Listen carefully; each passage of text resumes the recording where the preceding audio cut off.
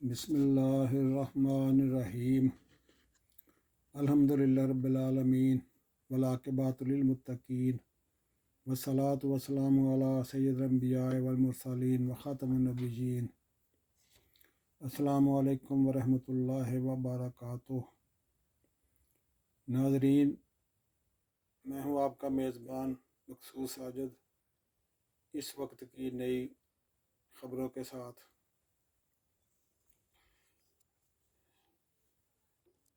کراچی میں آبادی پر گر کر تباہ ہونے والے طیارے جو حادثے کا شکار ہوا تھا کی فائنل رپورٹ 4 سال بعد جاری کر دی گئی ہے۔ Aircraft accident investigation board نے PIA کی پرواز 8303 کے حادثے کی رپورٹ میں کہا ہے کہ PIA کا ایئر بس A320 یعنی A320 طیارہ 22 مئی 2020 کو لینڈنگ کی دوسری کوشش کے دوران کراچی ایئرپورٹ کے قریب آبادی ماڈل کالونی میں گر کر تباہ ہوا تھا۔ رپورٹ کے مطابق حادثہ واضح طور پر انسانی غلطی کی وجہ سے پیش آیا تھا۔ لینڈنگ سے پہلے چار مرتبہ اپر ٹریفک کنٹرول نے پائلٹ کو لینڈنگ سے روکتے ہوئے بتایا تھا کہ طیارے کی اونچائی بہت زیادہ ہے، لیکن 5ویں مرتبہ ایئر ٹریفک کنٹرول نے لینڈنگ کی اجازت دے دی تھی۔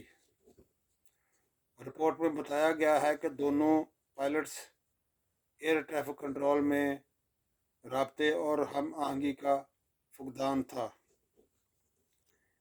لینڈنگ کی پہلی کوشش کے دوران دونوں پائلٹس لینڈنگ کے لیے یکسو نہیں تھے۔ پہلی لینڈنگ کے لیے اپروچ بناتے وقت طیارے کے پہیے بھی لینڈنگ گیئر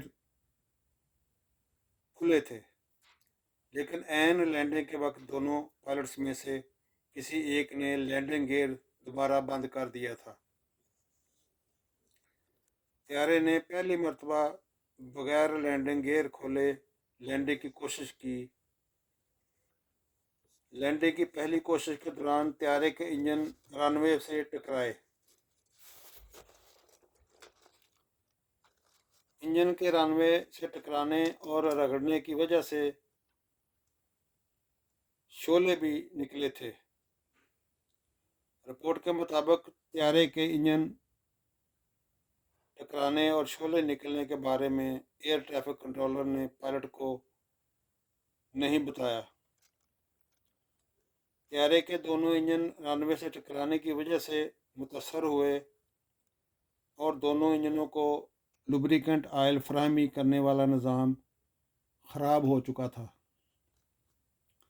جس کی وجہ سے دونوں انجن بیک وقت بند ہو گئے تھے اور طیارہ گر کر حادثے کا شکار ہوا تھا۔ طیارے کے دونوں انجن بند ہونے سے بجلی کی فراہمی بند ہو گئی تھی، جس کی وجہ سے پرواز کا آخری 4 منٹ کا ڈیٹا بھی ریکارڈ نہیں ہو سکا۔ حادثہ کی انتظامی ذمہ داری PIA اور پاکستان سول ایوییشن اتھارٹی پر عائد کی گئی ہے۔ رپورٹ میں کہا گیا ہے کہ پائلٹس کے روزہ رکھ کر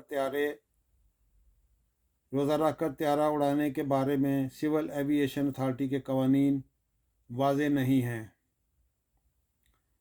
22 مئی 2020 کو رمضان المبارک میں جمعہ کی سپہر لاہور سے کراچی آنے والی PIA کی اس بدقسمت پرواز PK 8303 میں مسافروں اور عملہ سمیت 99 افراد سوار تھے۔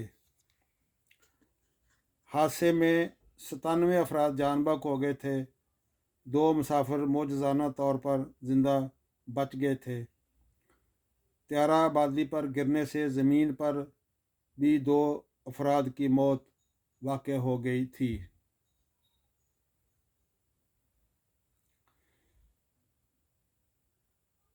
अपने ट्विटर पैगाम में एक सीनियर दानश्वर ने कहा है कि रावलपिंडी डिवीज़न में धांधली करवाने का प्रोपेगेंडा करने वाले साबिक़ कमिश्नर लियाकत चट्ठा का तहरीरी माफ़ीनामा कबूल किया जा रहा है। उन्होंने कहा कि मुझे लियाकत चट्ठा से कोई मसला नहीं है, वो जहां जैसे और जिस सोच के साथ रहना चाहें रहें, मगर सवाल ये है कि हर फसादी और फितना को माफ़ किया जाता रहा तो मुआशरा कैसे बचेगा। उन्होंने मज़ीद कहा है कि हर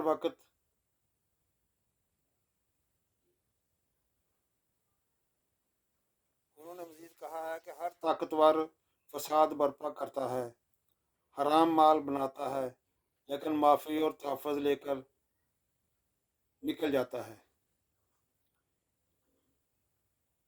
ये रियासती रवैये गरीब, कमज़ोर और सच्चे शहरियों के लिए मुल्क को जहन्नम बना देते हैं।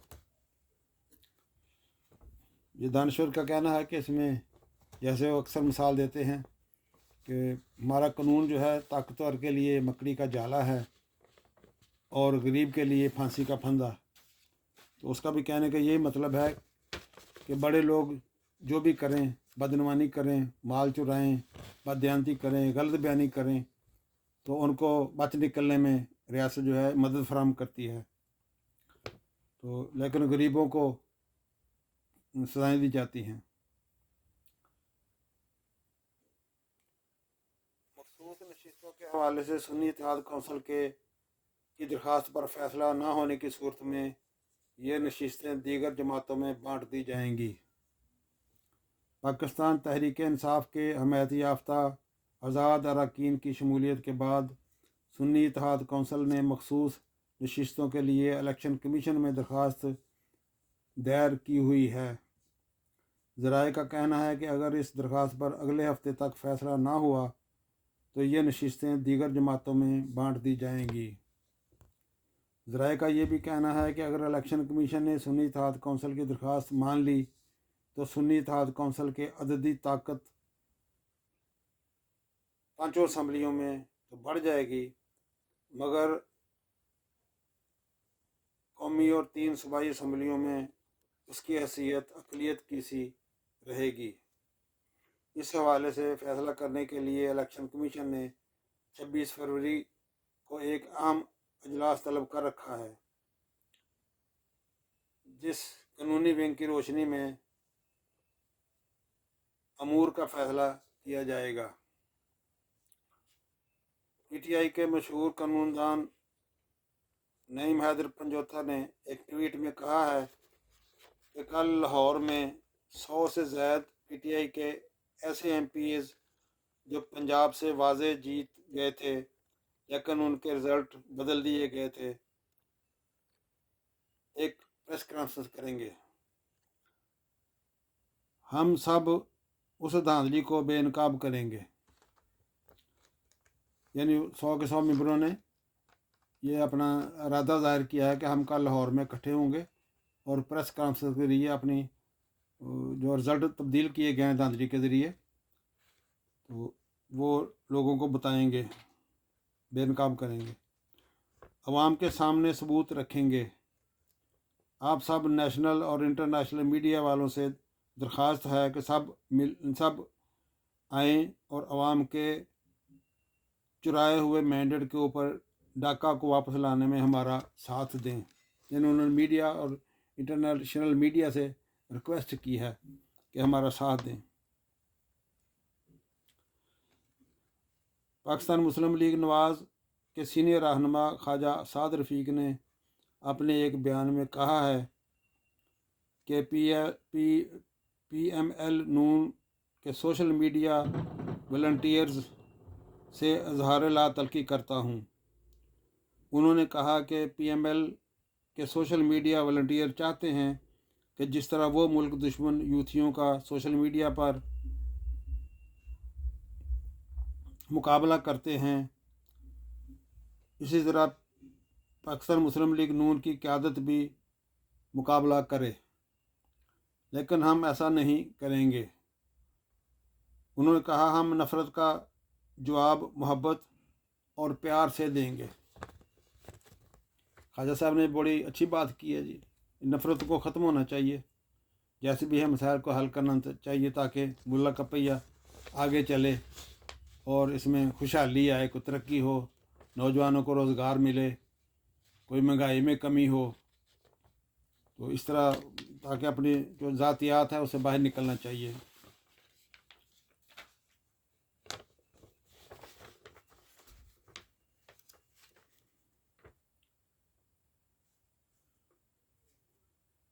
ناظرین، مبینہ طور پر لاہور میں اچھرا کے علاقے میں ایک خاتون نے عربی پرنٹ والا لباس زیب تن کر رکھا تھا، جس کو کچھ لوگوں نے عربی کی بے ادبی سمجھ کر اس عورت کو تنقید کا نشانہ بنایا، مذمت کی اور عورت کو ہراساں کیا۔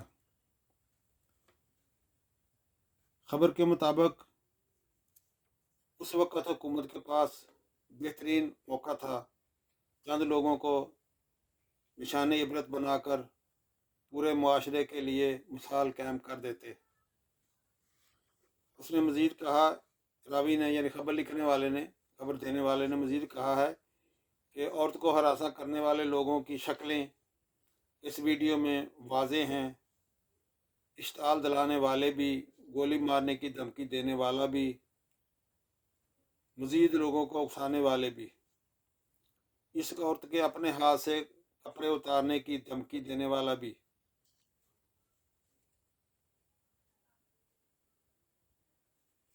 راوی کا کہنا ہے کہ ایسے کم فہم، کم عقل، کم علم لوگوں نے ہمارے دین، ہمارے مدارس اور ان کے طلباء، علماء اور مفتیان کرام کو بدنام کر رکھا ہے۔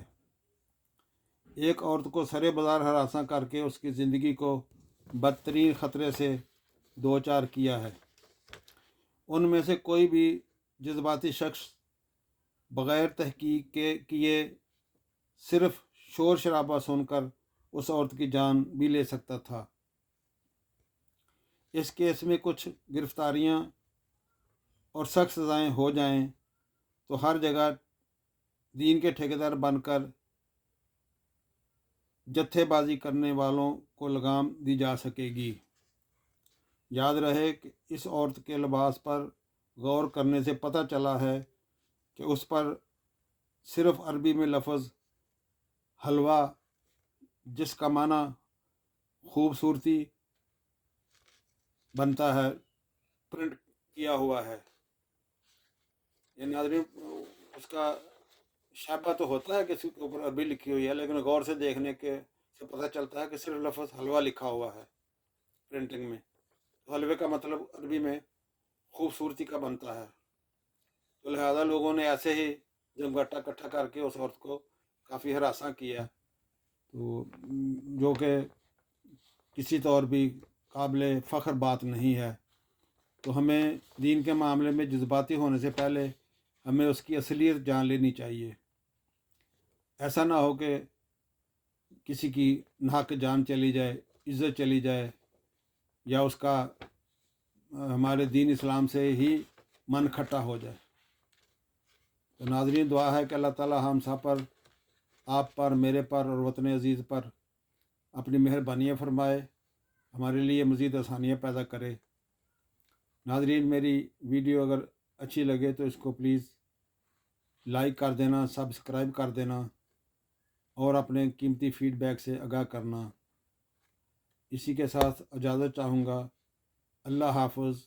پاکستان زندہ باد، پاک فوج پائندہ باد۔